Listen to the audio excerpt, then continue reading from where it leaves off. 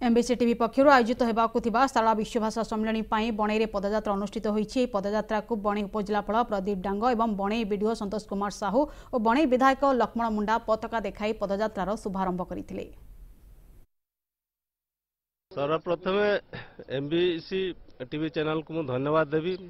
आज राज्य सारा सारला भाषा आज प्रचार चली से परिप्रेक्षी आज आमर बणई ठारे छात्र छात्री सहकारी एवं लोक मानू नहीं ये भाषार केमती सुरक्षा मिलिबो एवं या केमती परिचालन करा से आज आमर पदयात्रा चली जोटी बोर्ड मरा ओडिया लेखा हो नहीं फलक मानक ओडिया लेखा हेबा दरकार एवं ऑफिस दफ्तर मानक आमर ओडिया परिचालन हेबा दरकार।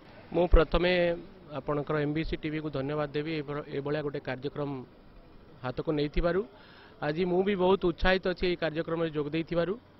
गंगाधर मेहरंकर गोटे उक्ति मन पड़े से आज ये कार्यक्रम निहाती एक उत्तम कार्यक्रम। आमे समस्ते आम भाषा को केमती प्रगतिशील करैबा एवं आमर सबू कार्यक्रम आम मातृभाषा ही करवा से आज आम गोटे पदक्षेप नहींचे या एक साधुवाद पदक्षेप। एमबीसी टीवी चैनल को धन्यवाद देवी से माने यही कार्यक्रम आरंभ कर ममता स्नेह स्वाभिमानशील अहंकार औज्ज्वल्यता चिरकाल उद्भासित करी तुले ताहा ही होची मातृभाषा।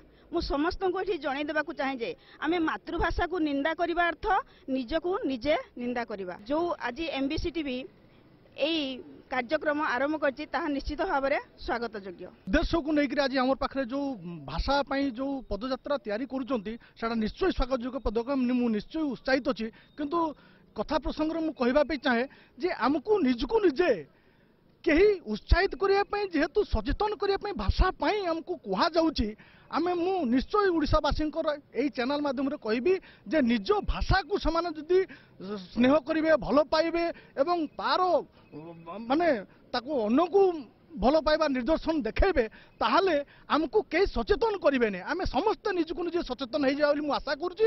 एवं आज जो पदयात्रा आमे सामिल होइछु एटा मोर निजको निजे मु मोटिवेशन होगी आछि जे मु ए पदयात्रा सामिल हेबी एवं निजको निजे उड़िया बोली गर्व मन करी एवं भाषा को निश्चय प्राधान्य मु देवी तत्सहित लोकों को परामर्श देवी जे भाई निज भाषा को बचाई निजे ही प्रयास करंतु।